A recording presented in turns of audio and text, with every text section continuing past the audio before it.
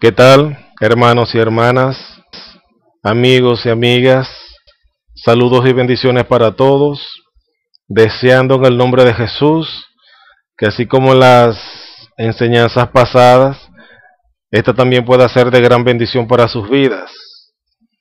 Y habiendo orado respectivamente al Padre en el nombre de Jesús, pidiéndole también al Espíritu Santo que los guíe, que les revele, que les ilumine esta verdad de este proyecto que he denominado Destruyendo la Unicidad por la Palabra de Dios, ya que como se ha explicado, ya como es claro también, la unicidad es una doctrina herética que se ha levantado contra la palabra de Dios, contra la verdad de Dios, disfrazándose de cristiana. Y esto es algo que nosotros como cristianos, nosotros como iglesia de Jesucristo, no podemos estar indiferentes ante ellos. Pues tenemos que levantarnos contra todo aquello que se levante contra la verdad de Dios y llevarlo cautivo a la obediencia de Cristo. Todo aquello que se levante contra la verdad de Dios tiene que ser llevado cautivo a la obediencia a Cristo, para que la verdad de Dios levante su estandarte y prevalezca sobre toda mentira. Y es por esto que he sido impulsado por el Espíritu Santo a realizar esta serie de enseñanzas, que como les dije, espero que sea de gran bendición para todos. Solamente hay que tener, como dije en la entrega pasada, humildad para poder reconocer aquello que creemos que es de Dios, no siendo de Dios, para poder entender también que aquella doctrina o aquella idea que nos hayamos formado como si fuese verdad de Dios, no siéndola, sea llevada al camino correcto por la palabra de Dios. Y en esta oportunidad quiero tocar un tema que va a definir un vocablo, un término, una palabra que la doctrina de la unicidad no entiende, y no entiende por lo que ya hemos dicho al respecto. No entiende primero porque por ser palabra de Dios, la palabra de Dios solamente puede ser entendida por un hombre de Dios, por una mujer de Dios, por un cristiano que haya nacido de nuevo, ya que la actitud o la naturaleza que debe tener una persona para que pueda entender la palabra de Dios es que haya nacido de nuevo. La palabra de Dios solo puede ser entendida por un hombre de Dios o por una mujer de Dios. Toda aquella persona que quiera tratar de entender lo que en la Biblia está escrito para justificar o para confirmar una idea que se ha formado acerca de Dios o acerca de alguna verdad de Dios, no teniendo claro en su corazón el propósito divino, ni una naturaleza espiritual para entender la verdad de Dios, nunca la va a entender. Me viene a mi mente en este momento cuando al rey Belsasar, después de que en su borrachera, en su festín, mandara a traer a su cónvite todos los vasos sagrados que se utilizaban en el templo que había construido Salomón, cosa tal que para Dios fue una total perversión. Tanto fue así que, como registra la escritura en esa ocasión, una mano apareció cerca del techo y escribió en lo encalado de la pared aquellas palabras que quedaron escritas allí en lo encalado de la pared. Esas palabras eran Mene, Mene, Tekel, Uparsin.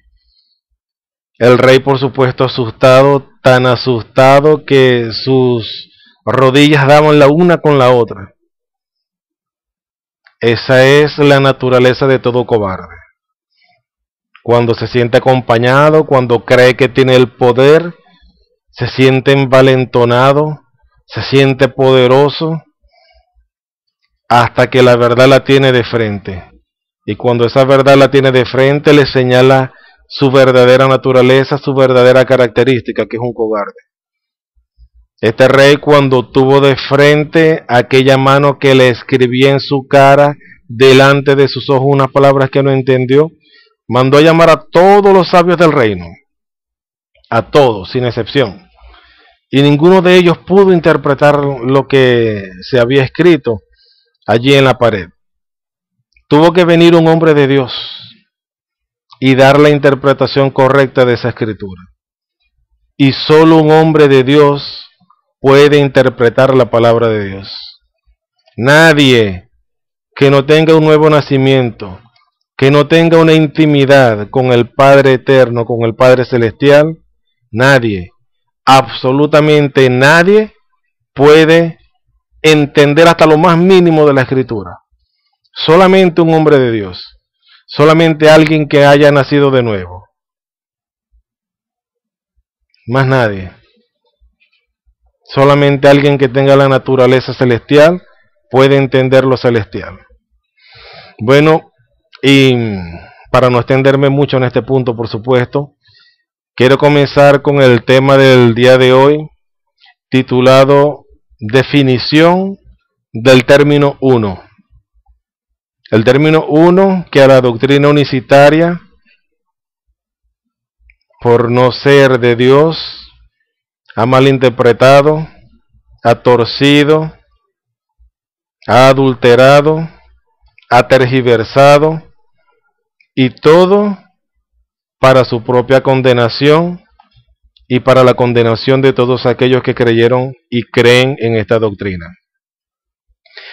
Quiero empezar dando, por supuesto, una pequeña introducción al tema, que no quiero dejar pasar por alto las escrituras o algunos textos de las escrituras que esta doctrina utiliza para tratar de hacer creer que Dios es una sola persona. Y en cuanto a este punto, pues digo lo siguiente: el significado del término uno, visto desde su definición en griego, porque hay que recordar que toda la escritura del Nuevo Testamento fue escrito en griego, y el griego, como les dije anteriormente, es un idioma que es mucho más rico en su gramática que el idioma hebreo. Y cada una de sus palabras, de sus definiciones, de sus verbos, de sus adjetivos, de sus nombres, cada una de las palabras en este idioma tiene una definición exacta y tiene un uso exacto. Por ello es que para poder entender la palabra de Dios, para entenderla completamente como es, por supuesto, hay que tener un conocimiento básico del griego. No digo estudiar griego, sino estudiar, gracias a Dios hay diccionarios bíblicos muy buenos que nos ayudan a entender mucho algunas palabras que no entendemos de la palabra de Dios, y nos hace tener clara cuál es la verdad de Dios al respecto. Y en este sentido, poder entender la definición del término uno que le ha causado a la doctrina unicitaria por causa de su muerte espiritual, por causa de su nada de relación con Dios, pues les ha causado un grave daño a ellos mismos. Pues han creado una doctrina, como lo he dicho ya en algunas oportunidades, que se levanta contra la verdad de Dios, y eso es algo que hombres como yo no podemos aceptar, no debemos aceptar, y somos llamados para establecer la verdad de Dios donde sea necesario, donde haga falta y donde tiene que estar. Y es por ello que para continuar con este tema, no quiero comenzar este punto sin que primero dé a conocer algunas de las escrituras que la doctrina unicitaria malentiende del Nuevo Testamento, para, por supuesto, mal fundamentar el error de su doctrina herética.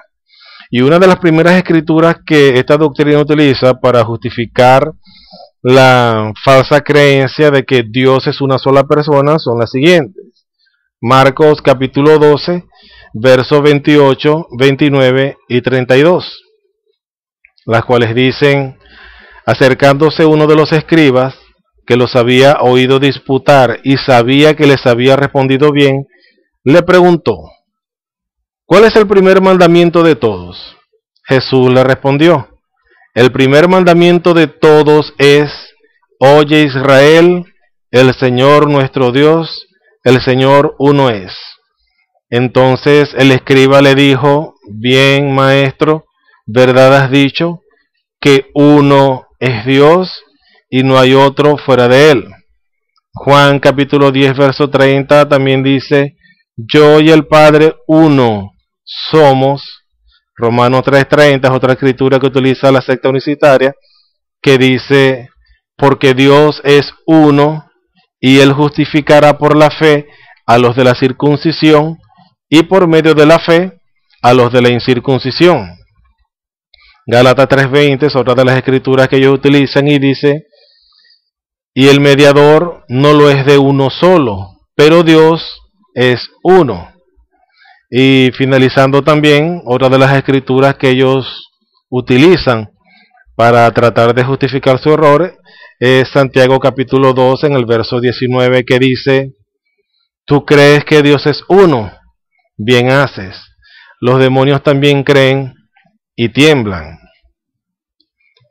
Estos son solo algunos de los textos del Nuevo Testamento y unos de los más preferidos por la secta unicitaria para tratar de justificar el error de su doctrina. Y como pudimos notar en todos ellos, ¿cuál es el término en estas escrituras y en las cuales los unicitarios se apoyan para negar la doctrina bíblica de la deidad en tres personas o Trinidad? Pues donde dice que Dios es uno. Este solo término, uno, ellos lo entienden como uno solo, y en algunos casos como el mismo, en el sentido de que Dios es una sola persona y no tres. Pero esto ya se explicó anteriormente y no es lo que la Escritura está diciendo, por supuesto, porque la doctrina en este sentido de la deidad de Dios en tres personas es clara y es bíblica, como les dije en una de las enseñanzas pasadas. Como dijera un predicador, la doctrina de la Trinidad es tan bíblica que está de tapa a tapa de la Biblia. Pero para explicarlo de manera escritural, y por supuesto, para hacer la hermenéutica correcta y tener la exégesis adecuada, estudiamos este término uno en el idioma en que el mismo fue escrito, para conocer la forma en que la Escritura lo refiere y aplica, para saber también cómo lo quiere dar a entender. El vocablo uno en su original griego tiene varias aplicaciones y su significado varía dependiendo del contexto en el cual fue usado para expresar el consejo de Dios por medio del mismo. Recuerde que tanto la escritura del Antiguo Testamento como la del Nuevo fue inspirado por el Espíritu Santo, y el hecho de que el Nuevo Testamento haya sido escrito no haya sido escrito en el idioma hebreo, sino en griego, fue por causa de dos grandes razones. La primera de ellas fue porque el griego era el idioma más común de la época y era el hablado por casi todas las naciones de aquel momento. El segundo motivo fue que el idioma griego era muy rico en su gramática, mucho más que el idioma hebreo. Entiéndase algo. Cuando comencemos a definir el uso aplicativo que el Espíritu Santo hizo del término uno, porque fue Él quien inspiró la Escritura, fue Él que escogió los términos adecuados para cada palabra que se iba a registrar en las Escrituras del Nuevo Testamento, en su original griego, es porque dicho término, el término uno, era útil para aplicarse de varias formas y maneras. Por este motivo el Espíritu Santo lo usó. Por lo cual, en las Sagradas Escrituras del Nuevo Testamento, nos encontramos con un mismo término usado o utilizado de tres formas distintas, para dar a conocer el mensaje de lo que se estaba registrando en la Biblia, y para que su comprensión fuera más útil al momento de desarrollar la lectura de la misma.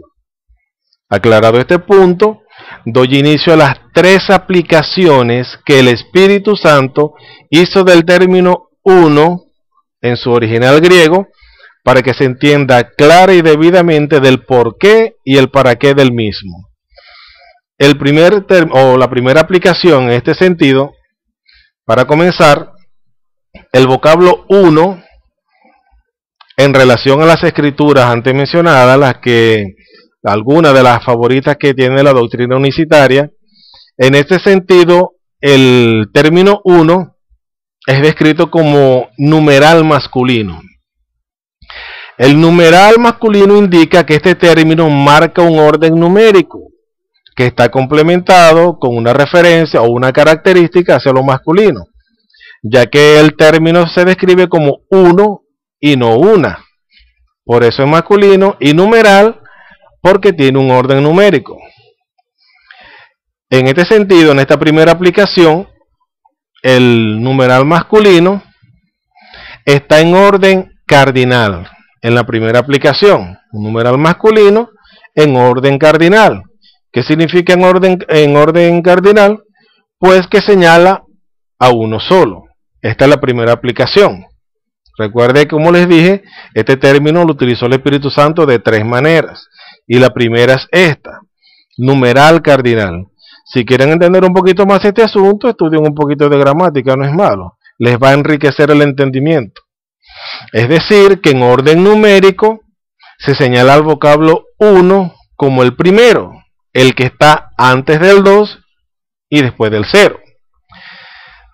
De esta manera, definimos el vocablo 1, que proviene del griego heis, J-E-I-S, heis, que el Espíritu Santo lo aplica de forma cardinal numeral, como ya les expliqué hace un rato. Y este término griego aparece en una de las escrituras, como las que voy a mencionar, en Mateo capítulo 25, verso 15. A1, del griego heis, que en sentido numeral cardinal indica uno o el primero. Y dice la escritura, a uno dio 5 talentos, y a otro 2, y a otro 1. El mismo término griego heis. A cada uno conforme a su capacidad, y luego se fue lejos.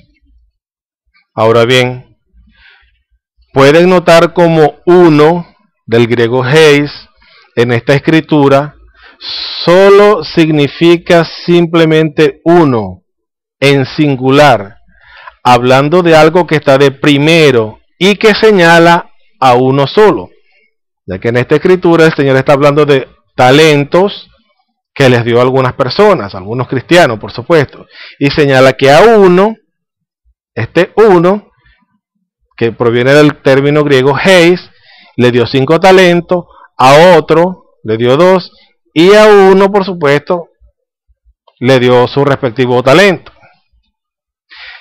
Cabría preguntarle a la secta unicitaria, ¿por qué no afirman en este versículo cuando dice 5 talentos y otros 2, no dicen que se está refiriendo a un solo y mismo talento?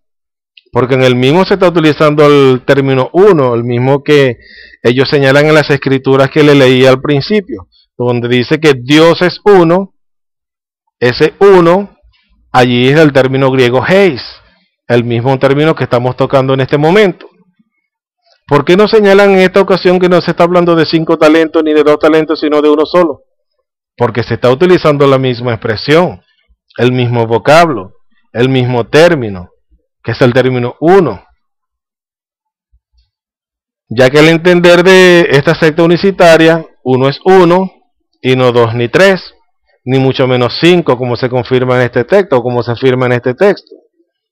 Sería bueno hacerles esta pregunta, a ver qué van a responder en ese sentido. El otro ejemplo, siguiendo la misma aplicación que el Espíritu Santo hace del término 1, que es el numeral cardinal, lo encontramos en la escritura de Romanos capítulo 5 en el verso 18, que dice: así que, como por la transgresión de uno, se usa el mismo término griego heis, en sentido numeral cardinal para señalar a uno solo, así que por la transgresión de uno, vino la condenación a todos los hombres.